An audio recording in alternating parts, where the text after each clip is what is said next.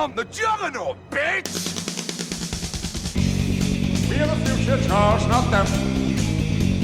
I'm kidding. We're the X-Men, dated metaphor for racism in the 60s. What's a Magneto? A very powerful mutant.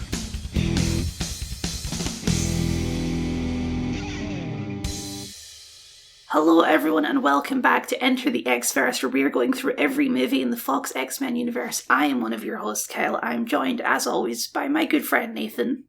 Hello everyone, I'm Nathan. I'm one of your co-hosts here today. As always, I'm not going anywhere. As always, yes. Special guest Nathan, you're every time. And we are doing X-Men First Class, which Nathan, I believe you have said is your favourite movie in this entire run. Yes, X-Men First Class, I think, is my favourite X-Men movie that we have. Logan is a different sort of thing, a bit like how Andor is Star Wars, but it's not, you know? Right, yeah. I think that I think in my heart of like, is in terms of like, as a fanboy, I say my favourite X-Men movie is Days of Future Past. I love Days of Future Past so much. I think it's a great film. But every time I watch this, it's just everything about it. It's just firing on all cylinders the whole way through. I don't think this film has one skippable part in it, to be honest with you. Whereas I would say there's a couple of bits when you watch the X-Men Days of Future Past, I'm like, I could skip 2 minutes here, you know?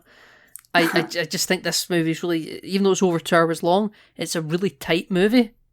Do you agree? I agree. Well, for context, this is my first time ever watching this movie somehow. I should have asked the question. I should have asked the question. You should have asked the question too late. Too late. But yeah, I don't know why I never watched this one at the time. I think I was just kind of done with X-Men at this point. Because it's got a different cast, yeah. I mean, okay, it's a real soft reboot situation going on here. Yes. There's some crossover. They're not fully saying none of it happened, but there's very clearly stuff in this that just doesn't work at all with the timeline of the original movies. Emma Frost and Moira McTaggart. Emma Frost and Moira McTaggart. Professor X loses his legs when he still has hair, even though in Last Stand he doesn't have hair and he's still walking.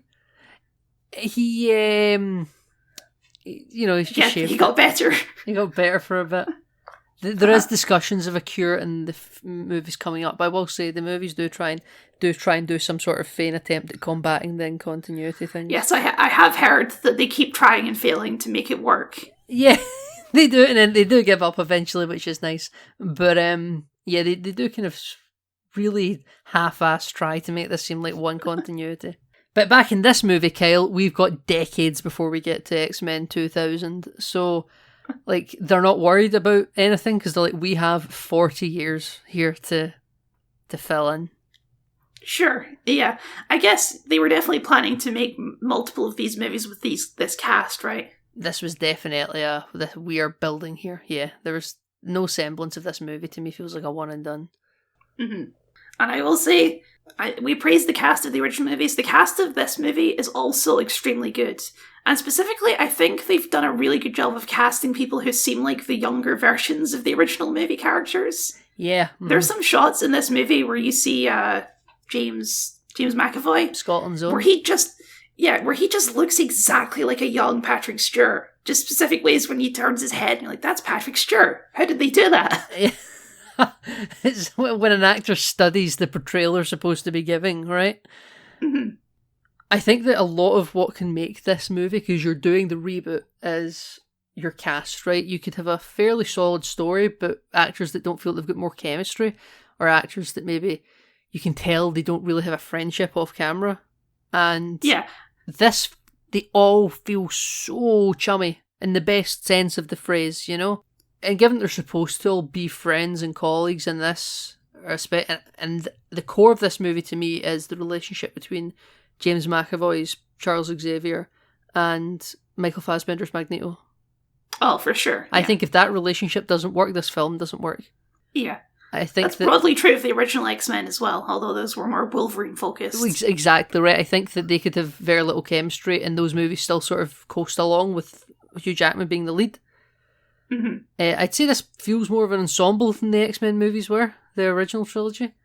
Yeah, this feels more of an X-Men movie than the previous ones really did. Yeah, they're like Wolverine movies featuring the X-Men. Yeah. Yeah. But this movie is more specifically about the team, you know? Absolutely. And the team building. Yes. Kyle, you maintain there should have been another title for this? I think this movie is much more clearly the X-Men Origins than X-Men Origins Wolverine is. Do you think maybe that's because Origins was such a mess, they wanted to disassociate from it so much, they felt using the word Origins was too slimied, it was too muddied? Probably. Because this movie was probably in production around about the same time as they were working on the marketing for Wolverine and stuff like that, right? Possibly, yeah. That was 2009. This movie came out in No. This movie maybe in pre-production by some sense by the time that came out, but this would have been shot in probably 2010. So the year after that film had come out. By this point, they knew the reception that film had gotten. You know, in a different universe, this is X-Men Origins Professor X or something. Yeah, absolutely. In a world where it worked. Mm-hmm. What is this title saying, Kyle? X-Men First Class. Is it First Class because it's they fly? They fly now. Yeah, they fly now. Is it they fly now? Is it because like they are just top rate? They are the best of the best. I think it's that they're the first class. Professor X's school. Yeah, right. Okay, so that's what I was going at. Is do you think that's what that could be? Because I've never really considered the title of this movie before, but it's the first class. I think that's what it's supposed to. It's the first class of X-Men. Yeah. Which you know what? I like it. I'm here for it. Something I wasn't prepared for, Kyle, was for Professor X's first class sigil to be used for Nazi currency. Yeah, that's a choice, isn't it? That's a fate to titles right there. Yeah, so the movie starts again in a concentration camp. It looks exactly like the scene from the start of the first movie. It's like shot for shot. I can't even tell if they got a different actor. I'd need to compare the two. They must have got a different actor because it's been 10 years, right? So... That's true. That's very true. But, you know, it's all shot. It's sped up more than... It's a lot quicker than it was in the first film. They definitely cut bits out. I think you could just use the same person, presuming you casted an actor of talent back then. Except this time, despite it being almost shot for shot but sped up, we have a little Kevin Bacon. A Kevin Bacon in the window. Dark Kevin Bacon. Dark bacon. Crispy bacon. Dark bacon. Crispy bacon. It's weird seeing Kevin Bacon as a villain. I feel like he doesn't normally play villains. I wouldn't say he does, but he's so good in this film. He does have a lot of charisma. There's something about him where you want to slap him. You know, you enjoy watching him work. Interesting mutant. Because the start of this, when he's so we should see he's like working for the Nazis. He's a Nazi scientist. Yeah. And he's like, you know, the Nazis are so obsessed with blonde hair and blue eyes and that kind of genetic mutation. I want the real genetic mutation. And it's like he's obsessed with mutants, but the film the opening kind of implies he isn't a mutant himself. He's just some dude. Yeah, I would say that too. It doesn't really suggest that he's a mutant in that scene. Yeah, the film definitely doesn't suggest it to me. And then when like the scene where like he's like, use your powers, I'm going to shoot your mother. It's really stressful. Actually, I'm surprised that Magneto Eric's powers didn't come to the fore. You know. And then there's a couple scenes with Magneto in this movie that really feel like they came out of a Tarantino movie. Absolutely, there's big Inglourious Basterds vibes from this, isn't there? Mm-hmm. Definitely. There's this scene, and then there's the scene later where he's in Argentina with the two Nazis, and he slowly reveals to them that he's Jewish. Yeah, because he's like, my parents were from Dusseldorf. And there's like German beer and stuff. Yeah, absolutely. He shows the tattoo on his arm. Absolutely. Inglourious Basterds was 2009, the same year X-Men Origins Wolverine came out. I could bet you they're like, right, what could we do different for this X-Men movie we didn't do in the last one? Well, what would beat it at the box office? We'll just do that, you know? Magneto hates Nazis, let's do this. I think, as did the first X-Men, give you really good motivation, or like a reason to buy into Magneto's perspective. This movie does it more. I think. Yes. Really just tremendous with the child Eric just thrashing metal around the room while Kevin Bacon's having a great time, and he puts the coin in his hand. That was the thing that could have saved his mother's life. He's now kept that as a reminder for the rest of his life, or for the future of his life anyway. Whilst he's in like this abusive relationship seemingly with Crispy Bacon. What's his name? Sebastian Shaw. Sebastian. Yeah, you're right, Shaw. Shaw. And in my notes, I keep calling him Kevin Bacon. I know his name's Shaw. I don't know what the hell caused me to be so ignorant. Really, and then soon we jumped to like him going around speaking to Swiss bankers, pulling out their fillings with these teeth. So, like, you know, where Awful. great. I mean, good scene, but it's so uncomfortable to watch, especially as someone who's had a tooth pulled. Yes, it does sort of spark unpleasant feelings. Another good reason to never get metal fillings, as far as I'm concerned. In case a Magneto ever shows up. Was that? But he like comments like, "Oh, you didn't get gold fillings." Is that supposed to? Didn't want anyone to steal them. Yeah. Now that's probably supposed to be some like commentary on Jewish people having all their valuables stolen from them. Well, yeah, he mentions that when he has this block of gold and he says it's melted down from all my people's stuff that was stolen. Yeah. Now, are fillings ever done in gold? Is that like a thing they used to do? I'm not familiar with. Nathan, have you never seen a rapper before? Well, they're not fillings. They're like caps. Is that what they call them? Yeah, I mean, you can get gold fillings as well. Yeah, I don't know why I thought Michael Fassbender was I was going to say I thought he was Irish. He is German. He was born in He's German. Heidelberg. Yeah. But he has a mother from Northern Ireland because he definitely has that Irish accent watching this. Yeah, which is odd because Ian McKellen is very much English Yeah. in the original movies. It's a Northern And if Irish he changed his accent in the last 40 years, it's fine. Well, so one thing I think the first class era of films does is like I could see maybe for Days of Future Past why they wanted to do it, but in the next two movies it's just a big mistake. Each movie set in a different decade. Yes, I'm aware of this. And it's just such a strange creative decision. Again, I kind of give Days of Future Past a pass for it because you maybe just wanted to separate it. There's something about the 70s maybe that speaks more to Wolverine running around in the fashion of the times, and you want to see that the Academy's broken. That's getting into Days of Future Past too much. Mm-hmm. But by the time you get to Apocalypse and you're jumping another 10 years from the 80s into the 90s. Yeah, the cast are starting to become completely unbelievable. Yeah, you could have made these films, you stop them and just set them in the 70s, you know? Or even, just even set Days of Future Past in the 60s as well. There's nothing particularly tying these movies to the decades they release except for some, it's the Return of the Jedi marquee and that cinema over there. Well, this one is very specifically tied to the decade it's in. Yeah, but this movie has that benefit because it starts this franchise off, you know what it can do with the Cuban Missile Crisis? That's not just set dressing, that's plot driven. It's the climax of the movie, yeah. Yeah, there's just a lot of really good stuff in this movie. The relationship between Professor X and Mystique is another big part of it. Something not really touched on in the original films at all. You would forget she has anything to do with Ian McKellen's Magneto. Well, you would not believe that she has anything to do with Patrick Stewart, Professor X, considering I don't think they ever even speak to each other in those first three movies. Yeah, I can't even picture them sharing screen time together, actually. Yeah. But apparently they used to be brother and sister. Yeah, and the name that we'll use for her probably for going through these is Raven. Oh, her slave name, yes. Slave name, God. Slave name. She still answers to it the whole time. Well, it does show her growth into the person that she is in those movies where she, mutant and proud. This is a running thing through the movie. Absolutely. That Charles Xavier is a flirtatious flyboy and he uses the pickup line about mutations being pretty groovy, and that girl that's got the eye, the different colour from the other one. Heterochromia, yeah. Very, very fascinating. Which I will say is confusing because the last character we saw with heterochromia was like the super badass mutant guy, Stryker's son. Oh, yeah.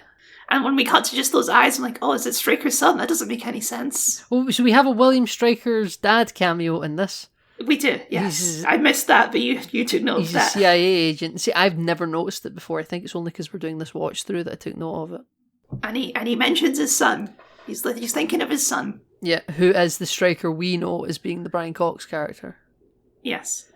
Or whoever that, or Dusseldorf, yeah. Yeah, or Ludendorff, yeah. Ludendorff, sorry. Who's Dusseldorf? Yeah, Dusseldorf is where Magneto's parents are from. Right, yes. Yeah. But yeah, so I see the Inglourious Bastards parallels really clearly with Magneto being like a Nazi hunter in the 60s, going between Switzerland and Argentina looking for Shaw primarily. Then he finds their yacht. Great stuff. I actually think that Magneto running around as a Nazi hunter it really carries the first half of the film, I'd say.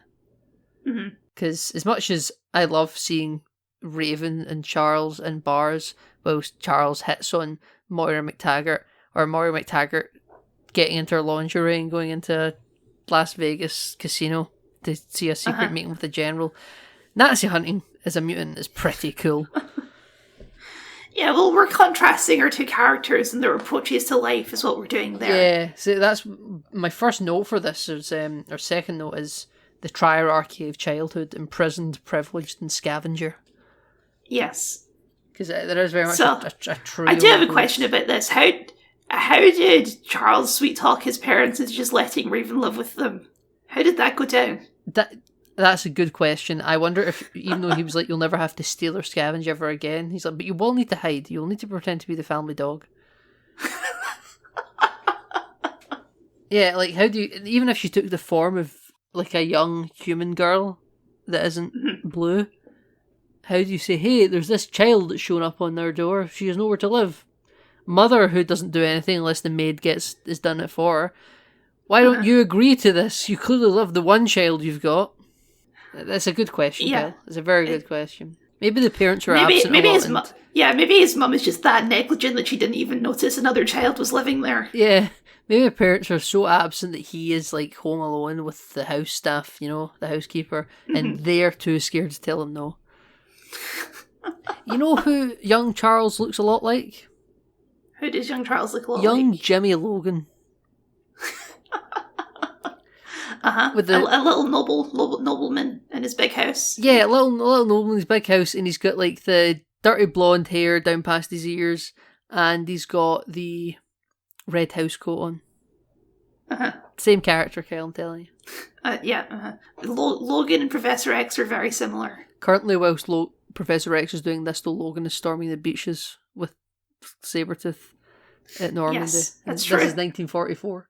I will say too, I think the visualization of Professor X's powers in this are great. How so? There's just a lot of clever editing they do to kind of visualize his mind reading and his powers and how he's doing these things that all come together in a cool way. I enjoyed the audio design of this movie for when he's trying to read someone's mind and he can't. Like if Emma Frost does her diamond thing, you hear almost like scraping fingernails on glass.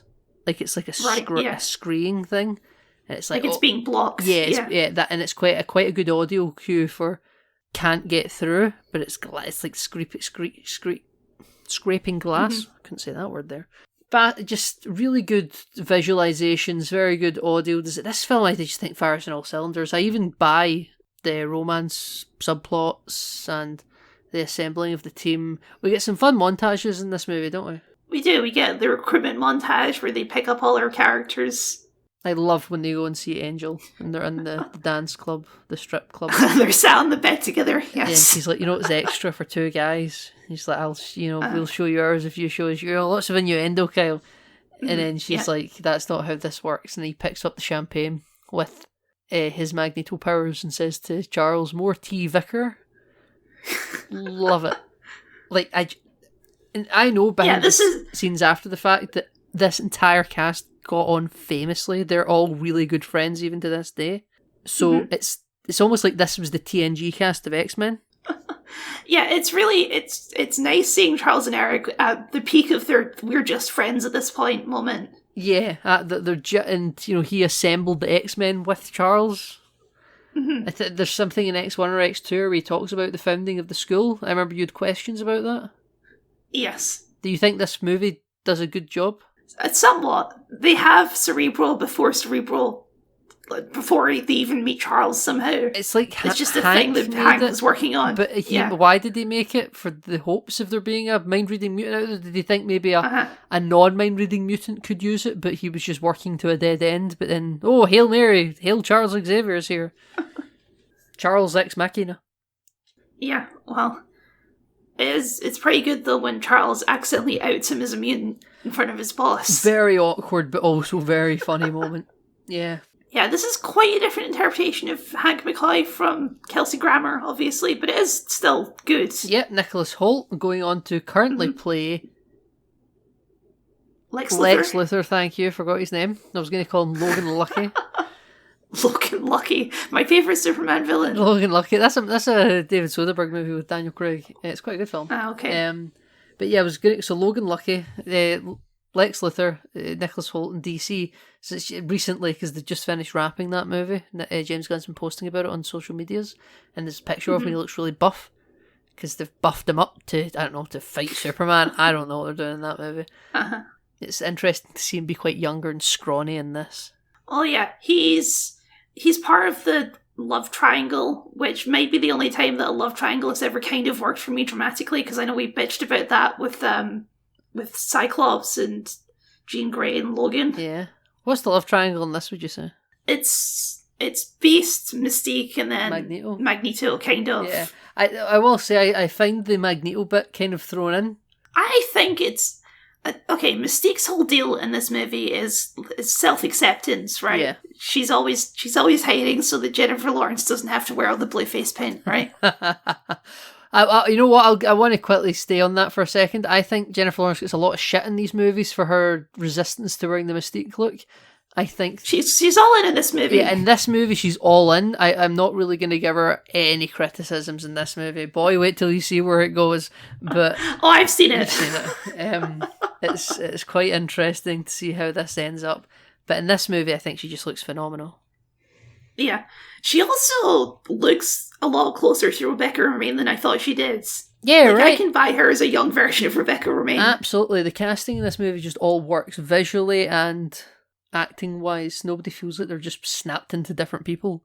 Yeah, but back to the love triangle thing. So at first, she's kind of like, she's flirty with Hank, because, you know, he's a shy nerd, and I guess she's into that. Yeah.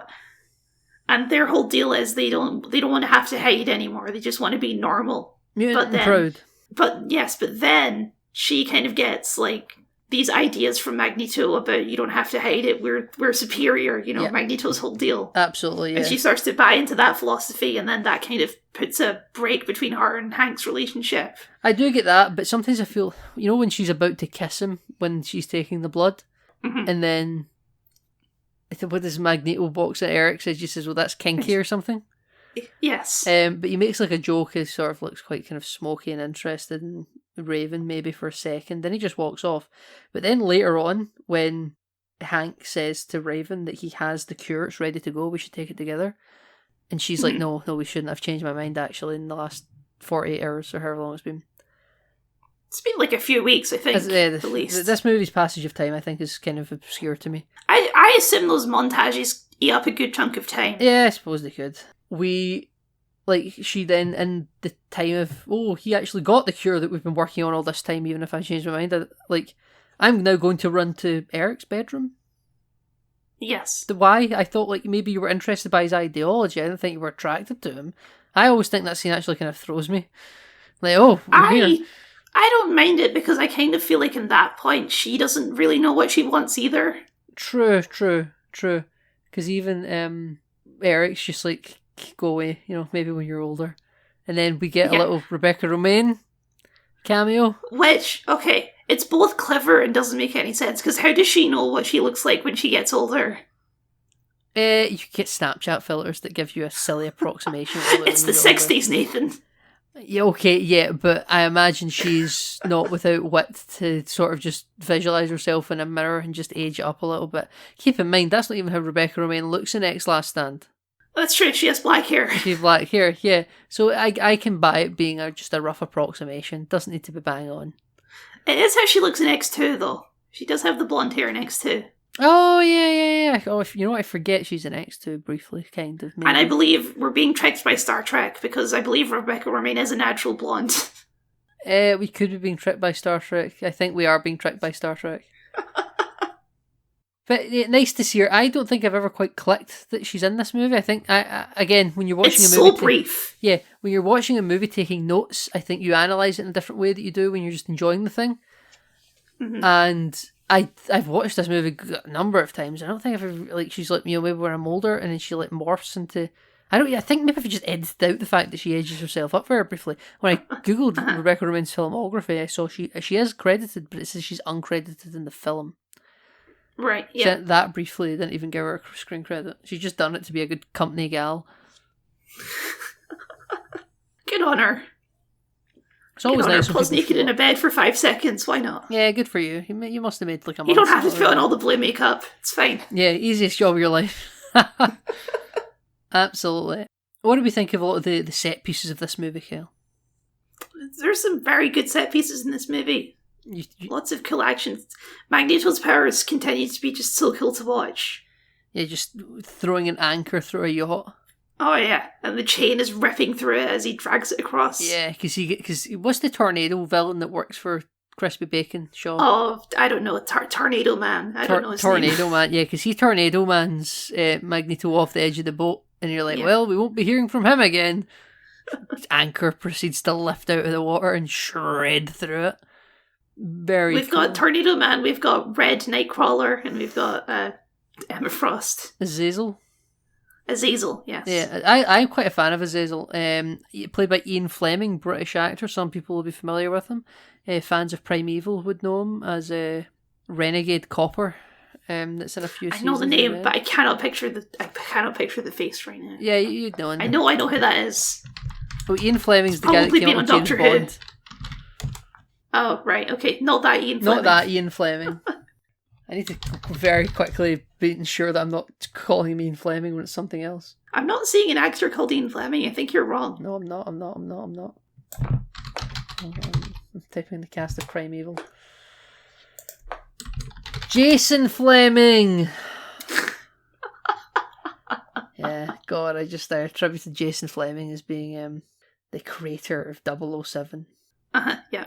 But yeah, he's Azazel, and it very much feels like a more sophisticated. I know he doesn't have any speaking parts in the movie, but Azazel gives off quite a sophisticated evilness that I think that Jason Fleming hasn't really portrayed in most of his on-screen appearances, because he feels almost like a geezer all the time.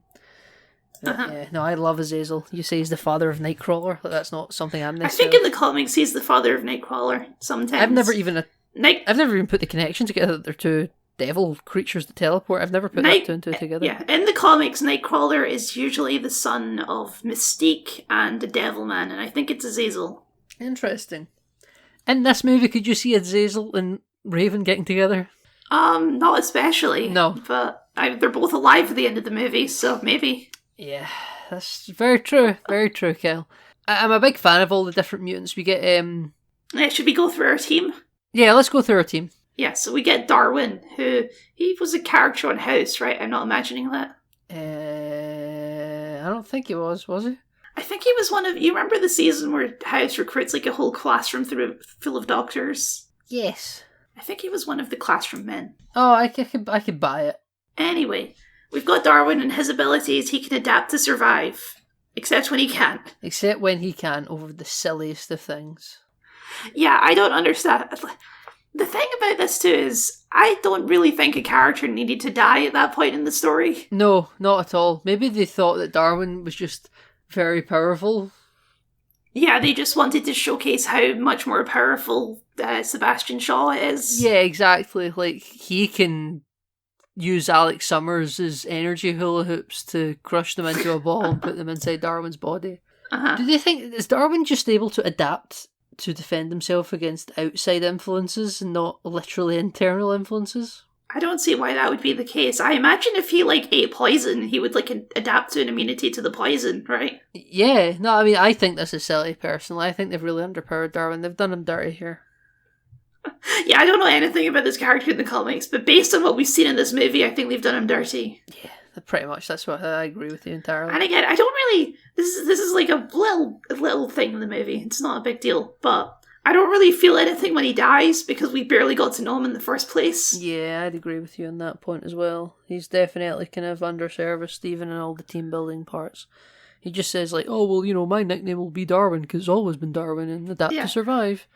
And he shoves his head in a fish tank. He shoves grows gills. his head in a fish tank, grows some gills. I do think it's a very cool power set. I wish we got more of it. We've already talked about Angel. Yes, She can fly and spit fire. She's like Firefly.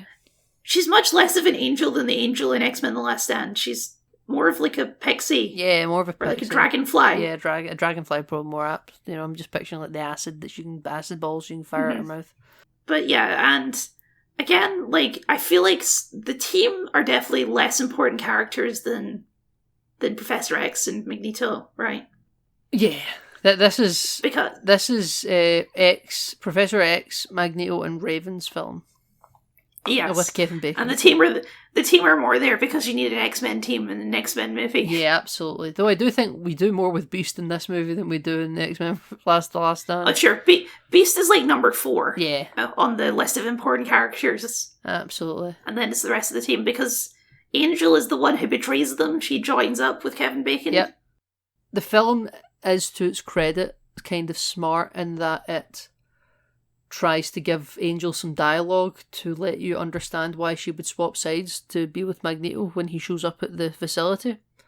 But it's... Sebastian Shaw, not Magneto. Yep, sorry, Sebastian Shaw. It's just because of the helmet. He's wearing the helmet. He's wearing the Eastern European humanitarian helmet. It was made for him by the Russians. Yeah. So when Shaw shows up at the facility, she swaps sides, and the film is smart enough to give her some dialogue to the effect of understanding why she would do it. But it's not like she's been in any combat scenario with the team first to make this feel like a great twist. It's like, oh, you just sat in that one set that's like a youth's child room. Yeah, it's weird. They assemble the team and then they go on a mission without the team. So it's quite interesting where they're having that big party. Charles thinks they're ready to do it. Magneto thinks they're not ready to do it, but then when they show up to their youth club room, they're having a big party. The windows are smashed. A beast tank is hanging from the ceiling, and Magneto really likes that they've got Spirit. He's like, I'm happy to see this, but Charles hates this. Well, Magneto's seeing them all just like having fun with their powers, and he's all about that. Yeah, so he's like, he thinks they're not ready, but loves the Spirit. Charles thinks they're ready, but hates their individuality. Yeah, I think this gets back to like we were talking about with the sort of the metaphor of the mutants in these movies, because a lot of this movie is about kind of like there's definitely a pride angle you can read into it. I mean, mutant and proud, right? Yeah. So, but the whole like outing people is a thing that happens in this movie, Yeah, right? we saw that next too.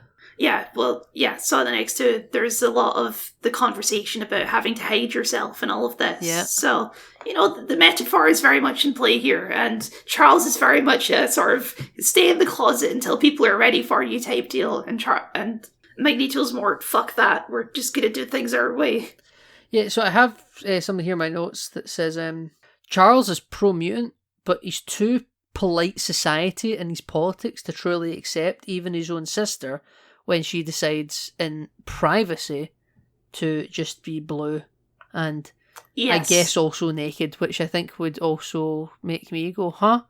But when they were kids, it was fine. I guess children have a certain innocence to them, not aware of things. Raven walking around naked is always kind of weird to me, but that might... Yeah, that's not a thing in the comics, by the way. In the comics, Mystique wears clothes. Yeah, I know, the Fortnite skin has clothes. That's my basis.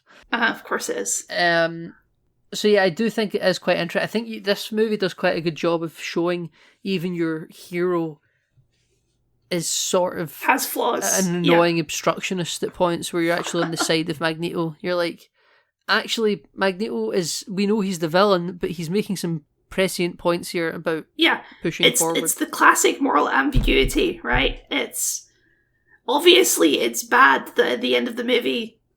Eric wants to blow up all the people on the ships, but they did fire first. They did fire first. Like, being the bigger man is often kind of extremely difficult to do, especially when your life is on the line. Yep, absolutely. And your friends, because I think he still considers everyone on that beach to be his friend. Oh, absolutely. Especially Charles. Especially Charles, even though him and Moira McTaggart, who we haven't really spoken about much in this movie, both equally responsible for crippling him. I think that Charles is too happy to forgive Moira and too easily ready to condemn Eric. Yes. Well, he does that because Eric's about to kill Moira, so... Fine, he's being emotional manipulative. You did this, Eric. You did this. I don't want to accuse Charles Xavier of being emotionally manipulative sometimes. He would never do that. That's not literally what his powers are or anything. Yeah, for real, right? There's that scene where they go to the CIA briefing room where Moira brings them in to speak to the director, who's just an ass. Oh, for sure. He's a classic suit and a stooge, Yeah, right? And he's explaining the whole briefing to them about what mutants are. And this is before he's even outed himself to Moira as being a mutant himself. And at first I was like, why has his sister been given this high security clearance to access the centre of the Pentagon? You know? Why is Raven here, or why has Raven been allowed to be here? I know in the script it's for her to do the shocking blue lady reveal, but Yeah. the admin people at the Pentagon don't know that's what she's there for. Why are they letting her in? Especially considering some of the things they say later in the movie, am I right? Right, uh-huh. He can read their minds as he's giving the presentation. He's like, these people don't give a hell a toss about what I'm saying, you know? They could not care less about what I have to say. And at the end of the briefing, he's just like, okay, I'm just going to read your minds and just tell you why, you know? How are those missiles in Turkey going along? And he's like, you brought a spy into here? Oh, table flip stuff. Good stuff. Yeah, I don't think Charles does a great job of demonstrating his powers in that scene. He should have You know, frozen someone. He should have frozen someone. He should have controlled someone else's actions. He could have made it much more obvious that he was doing mind stuff. Yeah, instead he's just being a little bit inflammatory by reading their actual thoughts.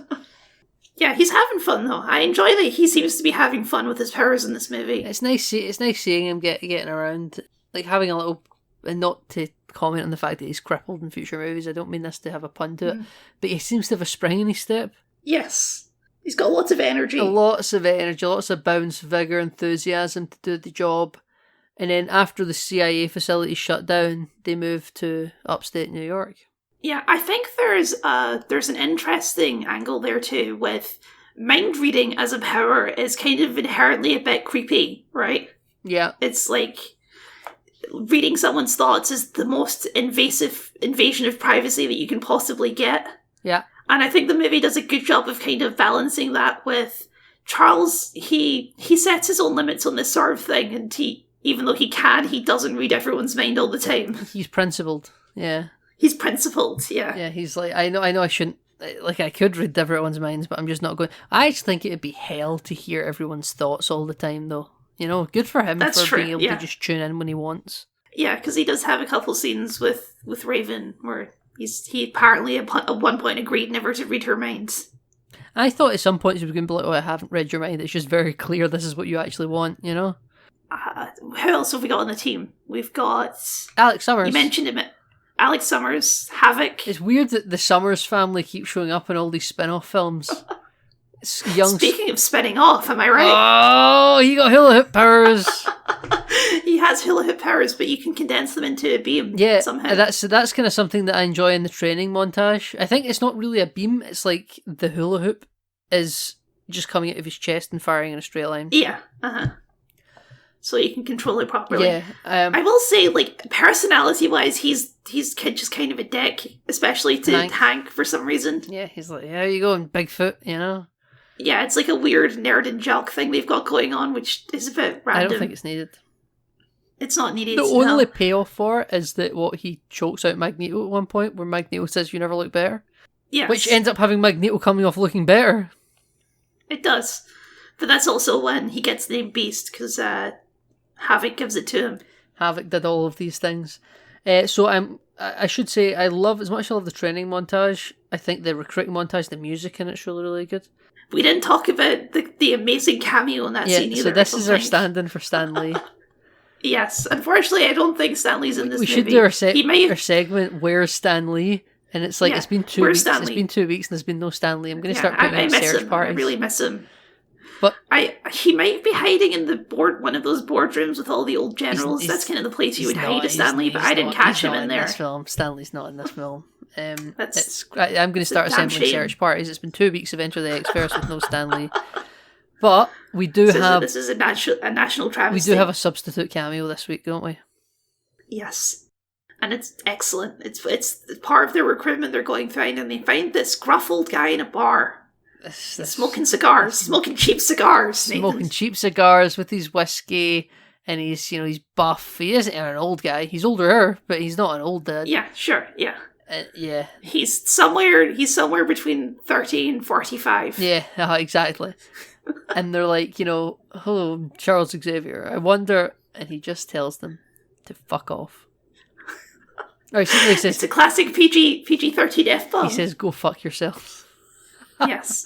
And they don't try to fight him. They just immediately turn around and walk out. It's great, and it's a great scene, and it's just a little like statement of intention for this movie. It's like, look, we're not focusing on Logan this time. We're doing other stuff, which I think is good. You know, like as much as I love all the previous movies, they do have that big Logan focus, and we've still got more movies with that Logan focus. There's other X-Men stuff you can do, and that's what this movie is doing. But I think the inclusion of him in this cameo was like, see, we could have got him. We could have got him if we wanted to. You know, we aren't making these because Hugh Jackman didn't want to do it. We could get him. We just don't want to. Yeah. No, yeah, that's like it's a good little cameo. I think also it's a good use of a cameo. It also answers the question that like everyone would be asking. They'd be like, "Oh, why didn't they just recruit Wolverine to the team back in the 60s?" Also, non-adamantium Wolverine isn't as cool as adamantium Wolverine. Yeah, I mean he's still pretty useful, but he's not. He doesn't have the metal claws. You know, it's not the iconic look. No metal claws. There's room for improvement. And you know what? This does fit into the timeline because he loses his memory, so he wouldn't remember this anyway. So when he meets Charles again and doesn't know who he is, it's fine because he hasn't met him before because, you know, amnesia. Absolutely. That one fits fine. Ludendorff hasn't been shooting him in the head yet, absolutely. Has he met? No. So this is in the 60s. Shouldn't he be getting ready to ship off to Vietnam? Yeah, maybe he is. Yeah. I think they could have had Leo Schreiber in this scene. That would have been too much. What if they both turn and go fuck off? You know? But that would require acknowledging X-Men Origins Wolverine, which obviously they don't want to do. Yeah, you're right. That's true. I think they actually would have done somewhat to sell the movie, like with age, because I think X-Men Origins Wolverine will seem like a really strange artifact of movie convention in years to come. Because everything in it's just in one movie then dropped, and what's with the Origins title to the film. But if you included Lou Schreiber in this movie, I think it would have almost felt like this is one continuous universe or something.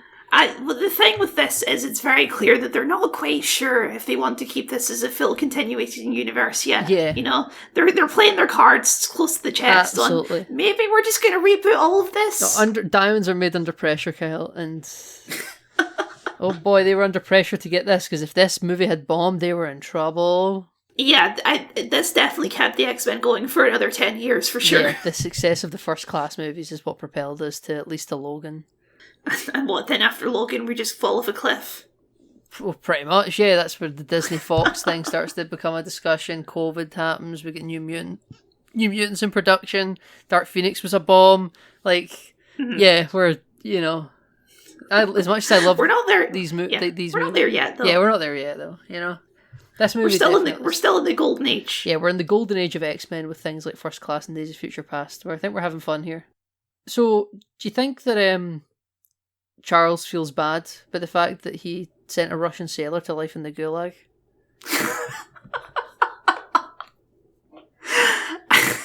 Like, he abducts a Russian sailor to get him to fire a missile at the... you're totally right. At the missile ship. It's a clever plan, to be fair. But yes, he did sentence that guy to life in the Gulag. Yeah, congratulations, comrade. You've averted nuclear war. And the sailor's like, what? What did I do? They've got no memory. I enjoy this movie's Cold War stuff. Yeah. Because it humanizes both sides of the issue on, like, okay, we both know that, like, this could end the entire world, and none of us really want that to happen, but if it goes down, we've got our sides, right? Yeah, absolutely. And you could see that it was being spurred on by a really bad person that's just, like, teleporting between both camps. Yeah, because his plan is to blow up all the humans, because I guess radiation causes mutation? I think it's a bit like how have you seen Deadpool? I've seen the first one. Yeah, the first one. So with Ryan Reynolds, you know, like they put him in that chamber and it's like, we're going to really put you under stress and that'll force your mutation out of you. And it's probably like any human not strong enough to survive will be killed. Any human that is strong enough to survive will evolve. Yeah. Something a bit like that. And also, yeah, there is lots of commentary, which we even seen in X-Men Origins about, you know, people staying away from this old nuclear reactor place because they're worried the radiation will turn them into freaks. You know, nuclear radiation. Yeah, maybe there is more to nuclear fallout in the X-Men universe that we don't talk about. Maybe it really will turn people into mutants. I guess that's the implication. Like, the mutants started popping up around the time of the Manhattan Project, right? Yeah, so they're like, we think mutants may walk amongst us. That's like when Moira McTaggart goes to see Charles at the start of the movie, and she doesn't know he's a mutant, but he's like, I'm worried, I'm interested in your thesis about genes, mutations, and evolution, and could this thesis of gene mutation, could it have already happened? Is it not something in the future? Is it here today among us? And he sobers up quite quickly because he's doing a beer drinking contest in a pub. Yeah, And he's like, I will help you with this, because he's very intrigued that they might not be alone. He also wants to find more mutants, because at the minute I think he probably thinks it's just him and Raven. Well, he reads her mind and he sees Emma Frost. Yes, so in he's that like, moment. I know, yeah. Shaw was really lucky he got Emma Frost on side and Azazel. They're both like almost James Bond gadget convenient. Oh, for sure, yeah. He just happens to have a telepathy who can block Professor X and a teleporter who can get him around. Yeah. And also Tornado Guy's there as well. Tornado Guy is the most Bond henchman ever for an X-Men movie. Does that guy even have a single line of dialogue? No, to be fair, I don't think Azazel does either. Yeah, they're just henchmen. We did miss one person on the team also. We didn't talk about Banshee. Oh, I really like Banshee. I can't believe I forgot about Banshee. Okay, this is from the comics how he flies by yelling. It's just a very silly visual. I quite like it. So he's got like a glider suit on for the people that haven't watched this movie, in which case, why are you listening to us? And he like shouts down at the ground beneath him, and the sound waves reflect back up, and probably causes like kinetic tremors or shock waves of the wind and forces him to stay gliding. I think it's very clever, actually. I'm a big fan of it. I think it doesn't work at all when he's trying to carry Alex Summers off the American ship to the beach. Like, he should just be falling there. He should be A, falling, and B, deafening Alex Summers. Yeah. By Banshee screeching past him. Yeah, you're right. So it's... I don't buy it in that moment, but I really like it. Again, part of the training montage, they've got them all suited up and they want to try it on a small scale. So they have them jump out the window, and the whole team, even Eric, are all leaning out the windows like they're all in school dormitories waiting for him to do the jump. And he screams as he jumps, but it's just like a scream of horror, not a scream of superpowers. And he just falls into the bushes. And it's a wonderful comedy stuff, Or when... Not to leave Banshee, but just to speak more about the training montage, when they're trying to get Alex to use his hula hoop powers efficiently to hit the mannequin in the middle, and he destroys the one on the left and the right and misses the middle one. But then he does it again with a more refined suit, or they hope is more refined. And the left and right mannequin this time are Hank and Charles. And they're like, they have total confidence. And Hank responds by walking listily. Shuffling a little bit, yeah. It's a classic little Ghostbusters thing. Yeah. Just turns on the reactor, right? Absolutely. Just lots of really, really fun. It's like they took the comedy from the Fantastic Four scripts and the story from the X-Men movies and meshed them together. No, it's good. It's very good.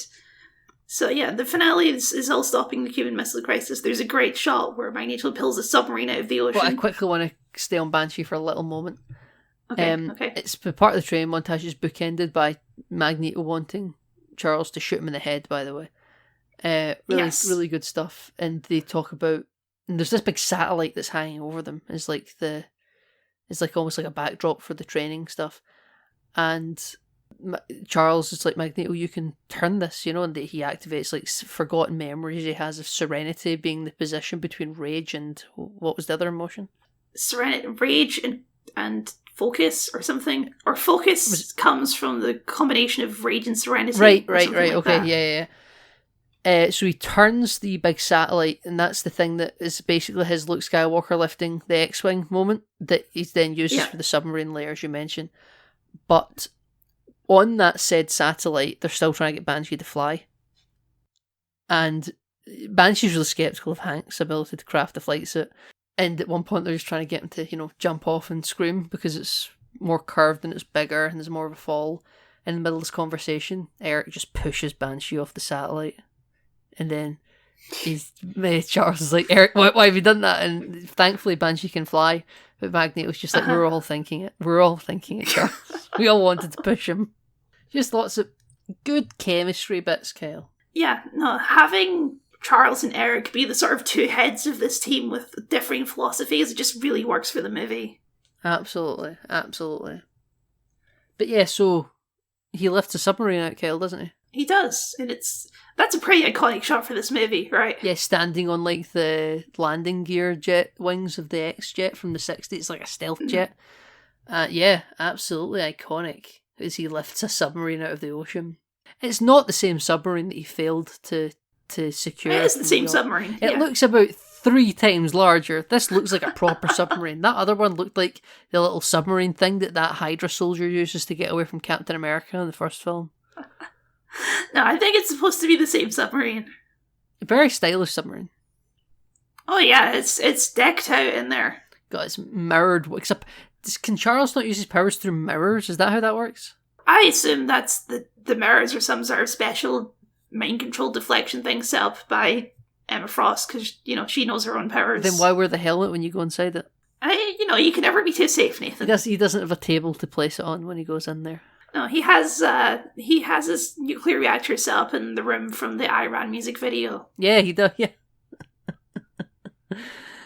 But yeah, so this submarine is being lifted really high up into the sky, and the Americans and Russians are both looking at each other, essentially like, what are we supposed to be doing here? We're all quite out of our depth.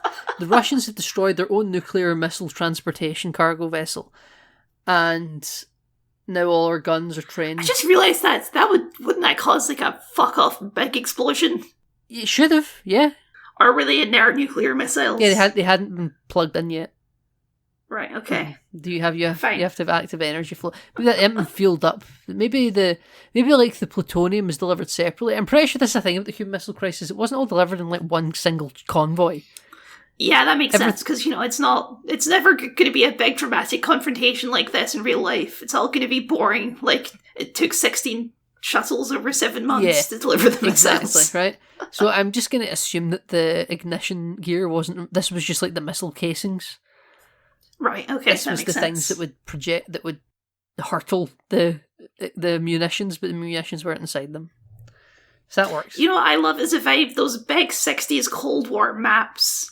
I love the one in the Soviet war room. Yeah, just those big, like, they're sort of got those muted colour palette, and you stick the things on them to With indicate the where little bases flags. are. Yeah. I don't know why, I just love those. So in House of the Dragons, they have one of them, right? In Rhaenyra Targaryen's like war room. But they're clever, right? Because this is telly, right? So they have like hot burning coals, and they put them on the ground under the table, so that each landmark sort of has fire glowing through it, so that the map's like interactive and lights up in the bits that you want to see. So it looks like the map from the start of Game of Thrones. Yeah, boy. Exactly, but it's not a sundial in the sky above it. Yeah, but yeah, I enjoy big interactive maps with flags that you can use like little shepherd's crooks to move around the table. And I like the bit where the Russian Soviet general is in the war room. But this time it's not empty. It's not just him and Shaw. It's him and like the whole Soviet Communist Party's like upper management in the room.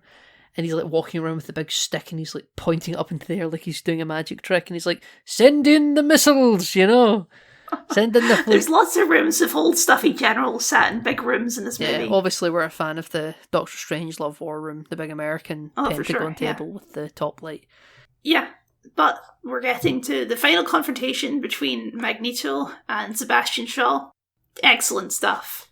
Excellent. So we split up the teams as thus. Moira stays inside the crashed X-Jet, 'cause the X-Jet gets hit, Kyle. Yes. And I should say, Eric saves Charles's life by throwing himself atop Charles, then using his magnet powers to keep himself onto the floor of the ship as it's spinning and spinning and spinning, because they don't have their seatbelts on like everyone else. So Eric's proven himself to be a real hero, and Moira stays in the crash plane to use the comms equipment that isn't offline to try and signal for help. Charles is staying in there as like a turret position to use his mind powers. He wants Raven to cover the door, and he's sending out Beast, Havoc, and who else? Banshee. Banshee's already out flying about. Yeah, he's already out flying about to sort of like, keep everyone in position for this fight. Yeah. Against Azazel, Tornado Man, and Angel.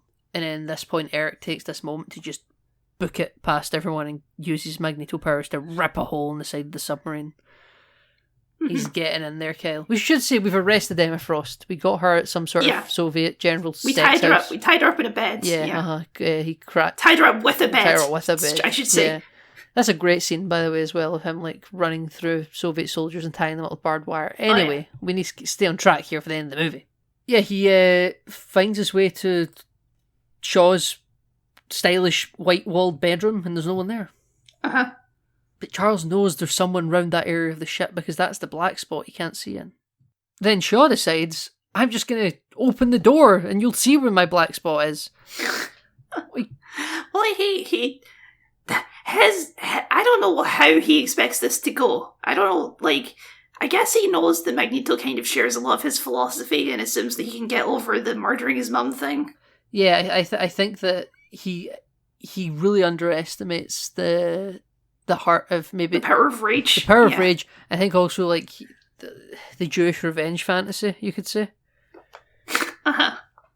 He's like, this is what was done to my people. Like, I know it from a regular human perspective and a mutant perspective. I need this, you know? I have the tattoo marked on my body. Like, even if I agree with your policies, you have wronged me more than... Yeah, it's just such a great... Because he gets the helmet off him.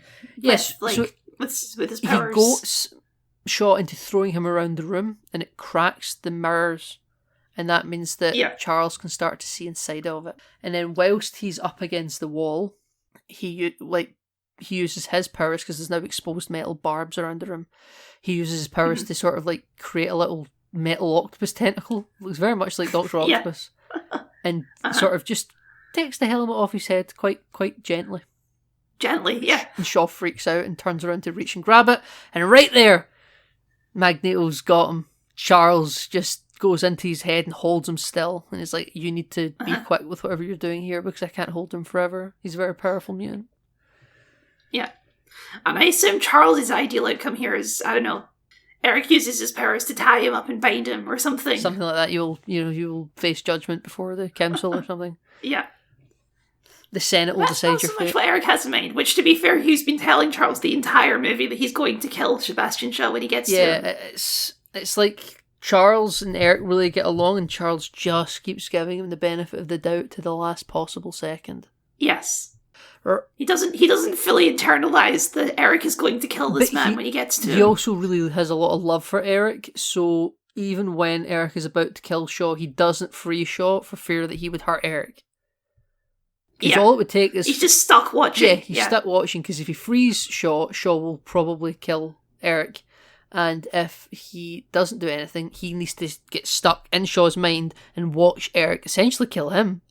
There's this... Yeah, and what does he do? He moves that coin. That Nazi coin he's kept all these years, you know? He's like, I'm going to move the coin now. Is that what he says, Kyle? He's going to count to 3 and move the coin. Yeah, which is what Crispy Bacon said to him all those years ago. We move the coin and it slowly approaches frozen Kevin Bacon Shaw's head. And there's this great... And it just slowly passes through his head. You hear some sound effects. It's very subtle, but very kind of, this is going through someone's brain. But there's this great matching shot of the camera tracking through side shot of Kevin Bacon's head. Mm-hmm. And they match that exact same shot and edit it perfectly with James McAvoy, Charles Xavier's head.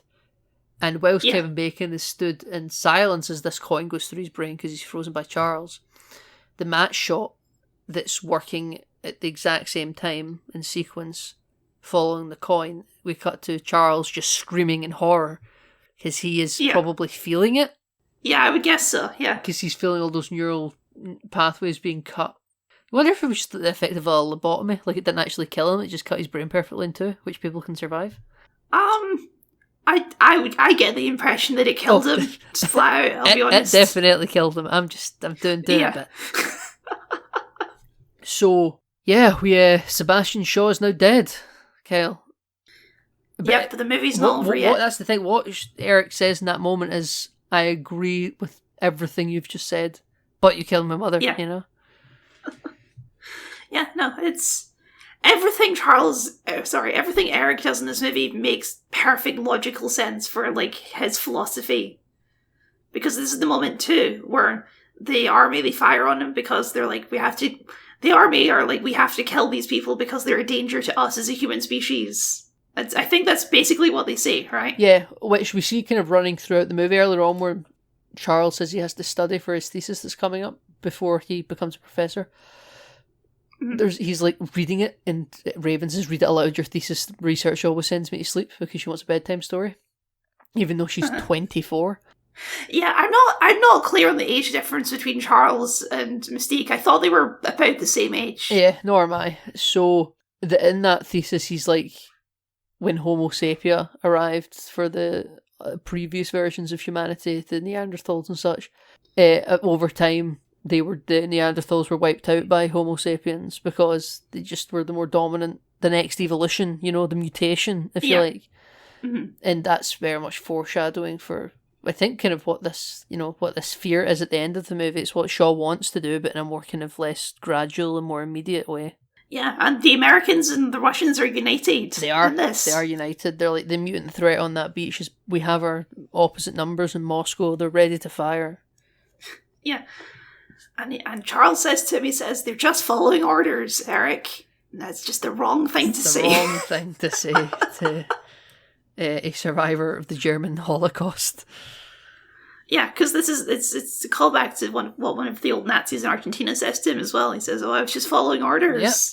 And this is, that's not a reference to the movie. This is a pretty classic, thing for the Nazis, right? Lots of German soldiers that committed war crimes would say that. Yeah, exactly. It's the cliche. Yeah. And, the Hellfire Club is under new management, baby. Because all members of the Hellfire Club just are immediately fine with joining Eric. They're like, sure, why not?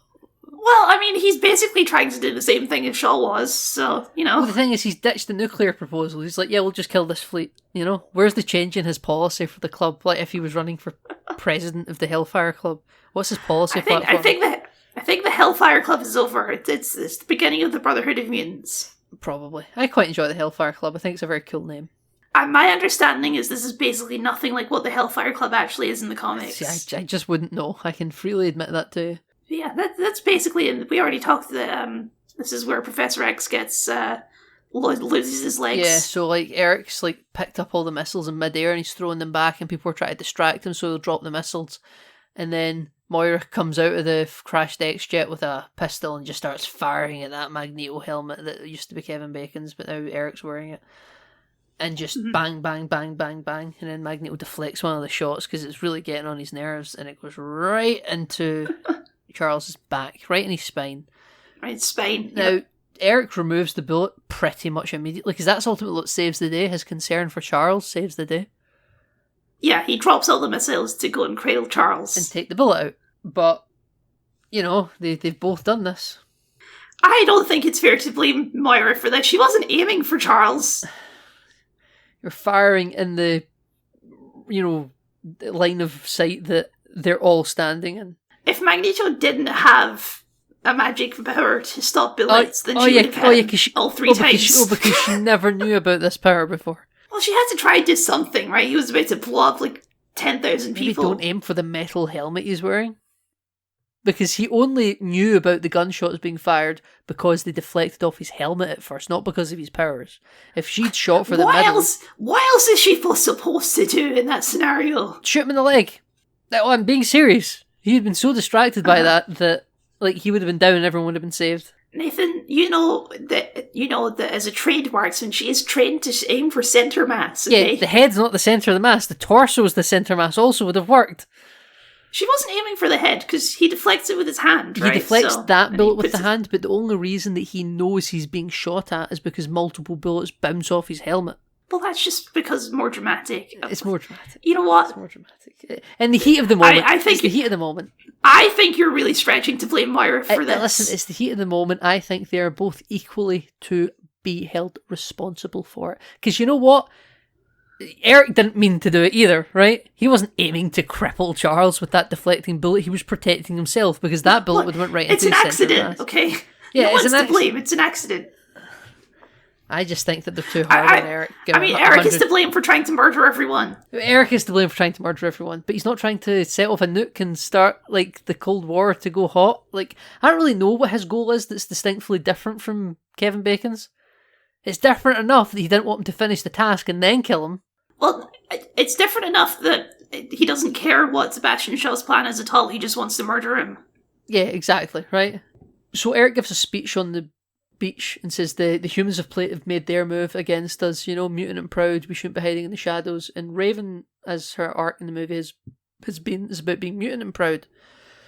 So she's not in disguise anymore. She's just blue all the time now. Blue Raven in the X-Men flight suit. And yeah. She decides that she's going to join. So she holds hands with Eric and Azazel and Tornado Man and Angel. And they all disapparate out of there. But she goes and sees Charles before and is like, this is what you want, Raven, you should do it. And she's like, you promised never to read my mind.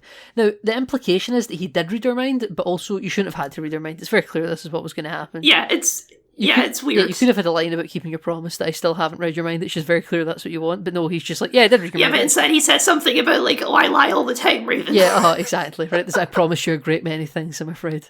Uh-huh. And I was thinking, very bold of you, Raven, too. It's quite the choice to leave your brother who you love on the beach crippled. Even though, yes. He's with Moira and some of your other friends, but he could die here.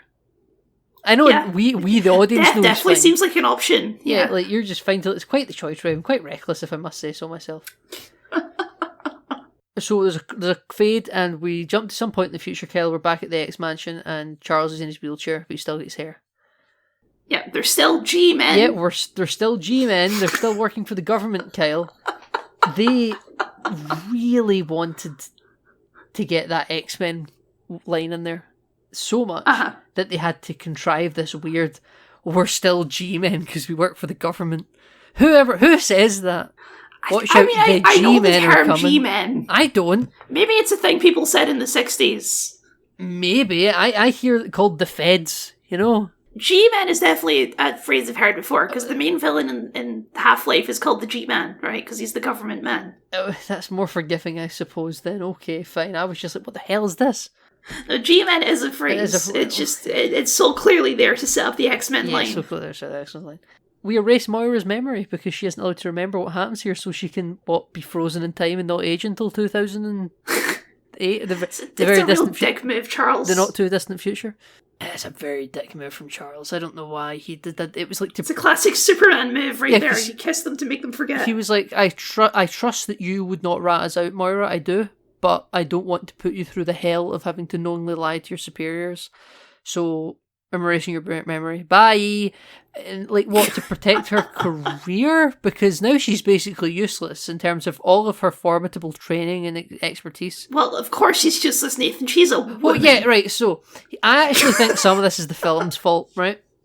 Because she's like, I don't really remember anything, it's just, smell, sensations, a kiss.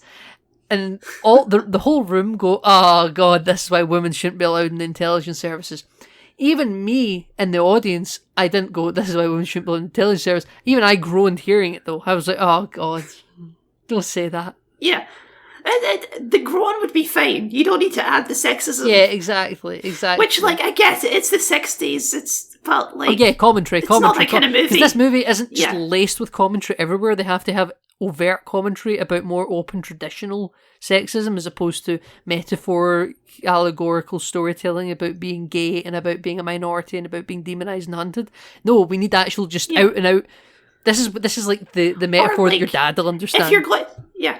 That's not a metaphor. It's just not a metaphor. A thing, sorry, right? yeah, no, a portrayal rather. And the thing is, if this has been a running theme with Moira throughout the movie, that would be one thing. But just having this one line at the very end, because there's even a line where that same guy earlier is trying to save her life by saying oh, she's a very good agent on that beach. We shouldn't blow her up. Oh, she stands. Yeah, absolutely. So it just feels so atonal with the rest of the movie. Absolutely. I know, earlier in the movie, he's like, that's you. That's it. You brought this cook to come see me, this man that wants to talk to me about gene mutation. That's back to the Typer's pool with you. Mm-hmm. But she then one-ups him and proves herself that he's wrong. in this moment, he sounds completely, even if we, the audience, disagree with him, within the context of that room, he sounds completely justified. You know, like, we might go, oh, you sexist ass, but everyone in that room's going, yeah, well, you know, she remembers that kiss, and that's it, because that's all women think about. And she never has that immediate ability to trump him, you know? It's just not there. Yeah. She's useless in terms of her experience and knowledge gained in the Cuban Missile Crisis, one of the most important parts of geopolitical history of the 20th century. Yeah, it's weird. It's super weird. Magneto and the team will break into the Pentagon during this meeting because they're going to break out Emma Frost, who was captured earlier.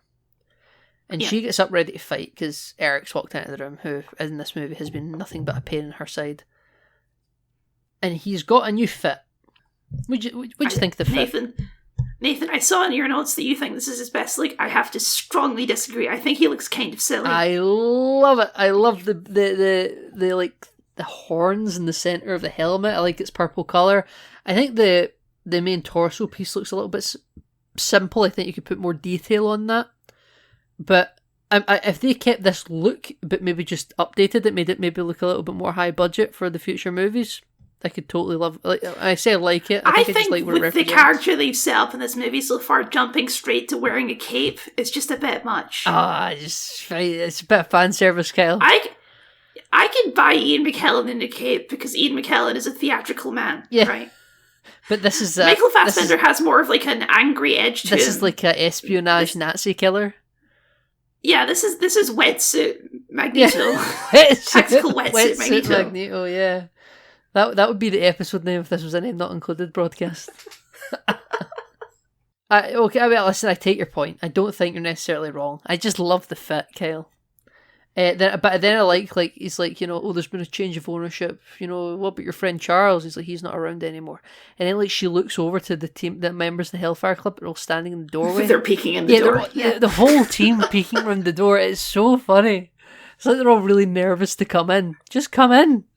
You know, they're all just like standing in the door, including Raven or Mystique, I suppose. And yeah, she's like, Eric. Eric, is it? That's like the name that I've picked up in our previous meetings throughout this movie. And he goes, I prefer Magneto. And we cut the credits, Phil. Which is just, by the way, in this movie, just the name that Mystique gave him while drunk. Yeah. Yeah, but he kind of likes it when he hears it earlier in the movie. Like his ears do perk up. That's true. And you know what? It's a good name. I would like it too. So we cut to, Take That song, Kel, in the credits. We get Love Love, just a great song. I think it's a really good song. I'm a Take That fan, I should mention. I could do another 10 minutes in this show talking about Take That, but I won't. But great song, and I was like thinking I should just skip to the post-credit scene, Kyle, because I want to see the post-credit. But I couldn't skip to the post-credit because I was really enjoying Love Love by Take That. We then get to the end of the movie, and the screen just goes black. It's really in-depth post-credit scene. There is no post-credit for X-Men First Class.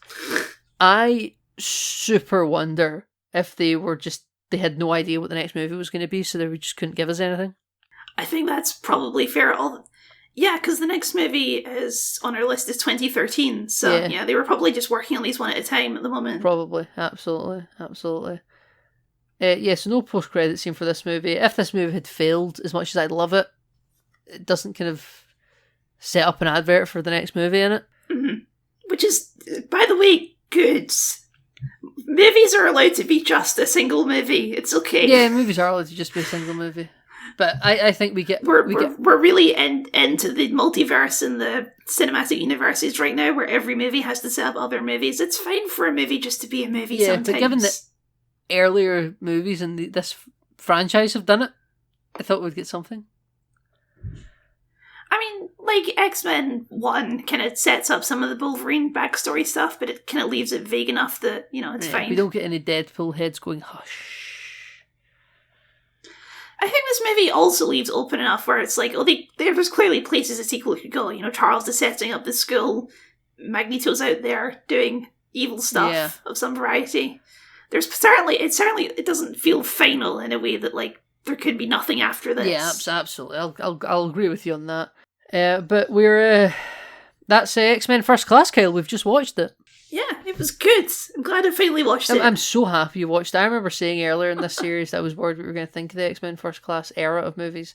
As long as we can get through this and Days of Future Past and you give them both thumbs up, we're riding high. I don't really care what you think about the ones after that, even if I also kind of don't mind Apocalypse. But I don't care if you don't like that, because I agree it's a far inferior movie.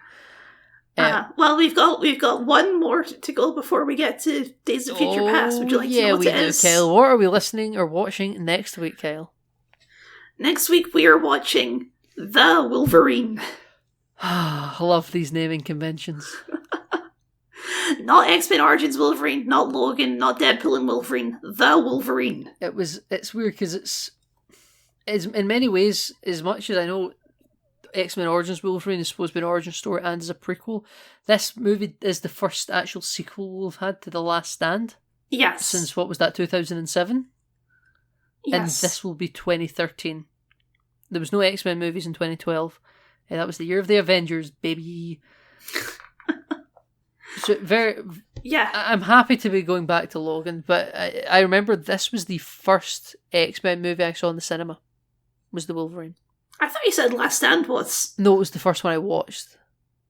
Right, If I should clarify for the notes, if at any point I said I saw The Last Stand in the cinema, that's a lie. I've misremembered my case. Definitely not. It was the first one I watched. This is round about the time you started just seeing every single movie in the cinema. Yeah, this is where I started to kind of become a bit of I'd say 2015 is really where that kicked off, but there was some, I was going more regular by this point. I think that probably started in 2012 with like the Avengers and such. But yeah, so I saw The Wolverine in the cinema. It was the first one I'd seen in the theatre. And you know what? We can talk about it when we watch it, but I'm looking forward to watching it. I think that I don't think I've seen this one before. You don't either, think I've seen that's interesting. Okay. Well, Kyle, do you want to sing us out? Where can people find you? Yes. People can of course find me at Kyle the Scot on YouTube, where I do video essays and game critiques and other stuff of that nature. I'm currently working through the Assassin's Creed series. I'm going to say that at the end of every episode because I'm always going to be working through the Assassin's Creed series. But yeah. It's going to be fun. And Nathan, where can the people find you? You can find me online, as always, at all good social media outlets, including Threads, Blue Sky, Mastodon, Twitter, and in Kyle's comment sections from time to time. And you can, of course, find our entire backlog, where we've been through all of the Snyderverse movies, and we're about, not quite halfway through this yet. We're about just over a third. A third. Yeah, a third. Yeah, let's say about a third of the way through. Yeah, so we've got a bit of a backlog of X-Men movies to get through now as well. We're having great fun. Yeah, we're having great fun. Thank you so much for listening, and we will see you next time for The Wolverine.